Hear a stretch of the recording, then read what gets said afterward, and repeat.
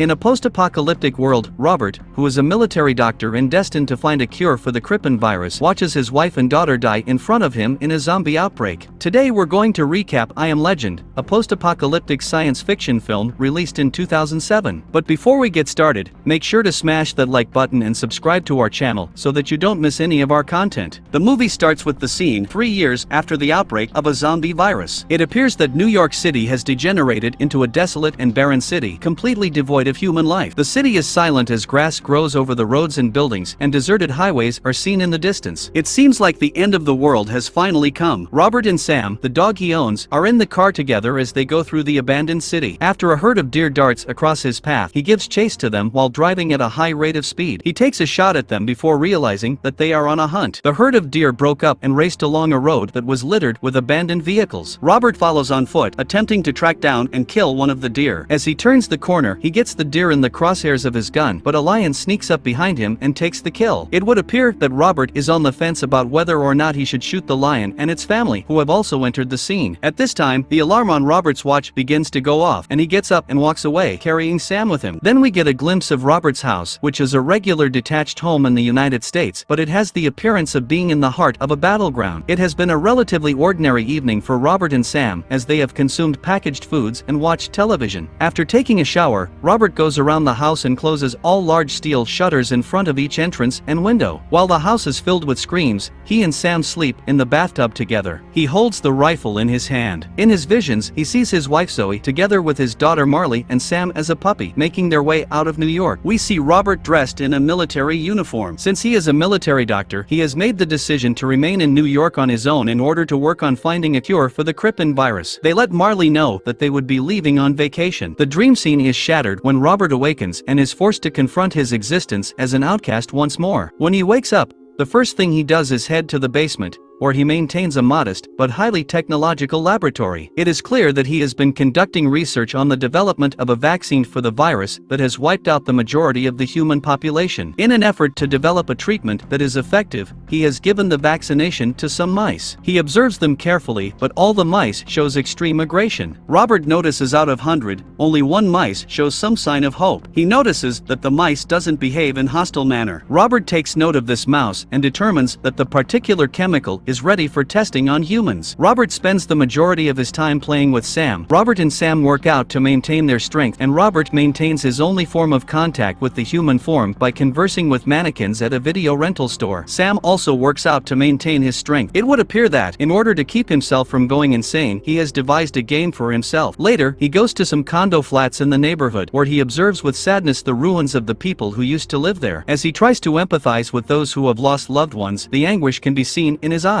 After some time has passed, we are able to listen to the radio message that Robert has produced and broadcast across all AM radio frequencies. It states that he is alive and that he will be waiting for further survivors at the South Street Seaport every day at noon. Sam once again spies a deer, prompting Robert and Sam to pursue it. The deer rushes into an ancient structure that is located below ground level, and Sam continues to pursue it despite Robert's attempts to stop him. As a result of Sam's refusal to return voluntarily, Robert approaches the structure with trepidation and nervousness. Robert carefully examines the dark chambers. Robert is forced to shoot one of the infected, which seems to be a mutated and enraged monster known as a Dark Seeker. While being pursued by a large number of Dark Seekers, Sam and Robert begin to flee the building by running through it. He defeats all of them, and both of them are able to escape the building unscathed. The Dark Seekers, however, are unable to pursue them because it is daylight outside, and they cannot be exposed to daylight because the sun's ultraviolet radiation will destroy them. Shortly after that, Robert sets a trap in the hopes of capturing one of the Dark Seekers. He is victorious in his pursuit and capture of a female Dark Seeker named Joanna Numata. However, while he is doing this, the lead Dark Seeker makes an attempt to save her, but the sunlight forces him to retreat. Robert transports the captured woman to his house and then to his laboratory. He gives the treatment he's been hoping for a shot, but it doesn't work because she comes to him and almost assaults him. He restores her health and keeps working to perfect his serums in the expectation of eventually discovering a treatment. Then, he uses the recorder to make a video of how the Crippen virus has now completely eradicated eradicated humanity and the Darkseeker's social devolution is finished. That night he has dreams about the past, specifically about the time when his wife and child attempted to flee New York City amidst the mayhem of the city's evacuation. As the people of the city scramble to flee before the Darkseekers seize control, he relives the chaos and dread that reign across the streets. Robert reawakens, this time with a look of profound despondency on his face. The following morning, he suddenly recalls that it is his birthday. When he goes to the video store, he discovers that his mannequins have been relocated elsewhere in the store. The Darkseekers, during the course of the night, had set the same trap that he had prepared for them the previous day. Robert shoots the mannequin in confusion and gets there to investigate the whole situation without realizing this was a trap for him. Robert is knocked unconscious after being snared in the trap. He finds himself in a terrible state, hanging upside down and bleeding after he comes to his sense. We see Sam is still waiting for him. Finally, just as dusk is falling, he manages to release himself, but not before gravely cutting his leg with his knife. The alpha male from the previous day appears with infected dogs. The infected dogs were very aggressive, but couldn't attack Robert as there was a thin beam of sunlight. Robert tries to get back to the car to get his gun so that he can kill the infected dogs, but the beam thinned enough for the infected dogs to cross and attack Robert. But Sam defends Robert, killing the Darkseeker dogs. Robert is able to crawl back to the safety of his car. We see a fight between Sam and the infected dogs, and Robert eventually gets his gun and shoots them to save Sam. All the infected dogs were dead, but Sam is severely injured. Robert rushes to his car, dragging a severely damaged and infected Sam along with him. When he gets home, despite his best efforts to save Sam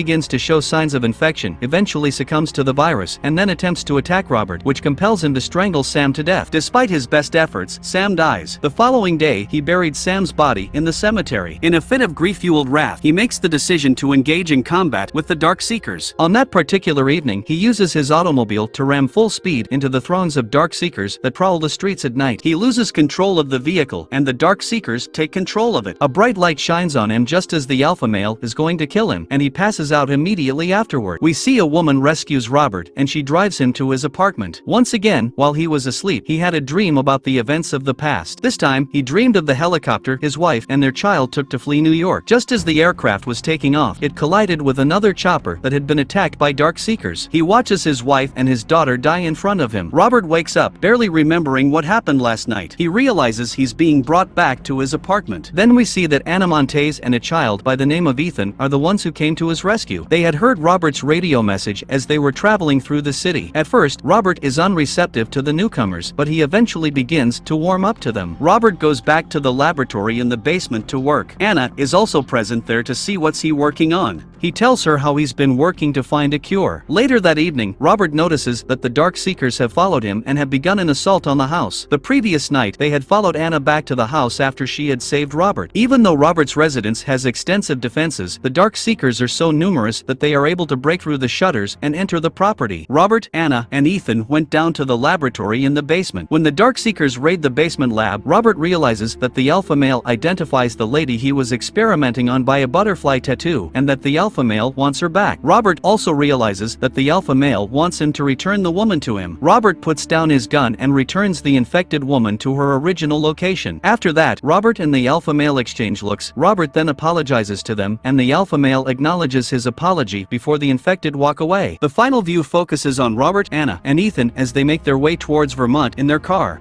Thanks for watching. If you've enjoyed the video, don't forget to subscribe to our channel and watch our other videos as well. Till then, see you on the next video.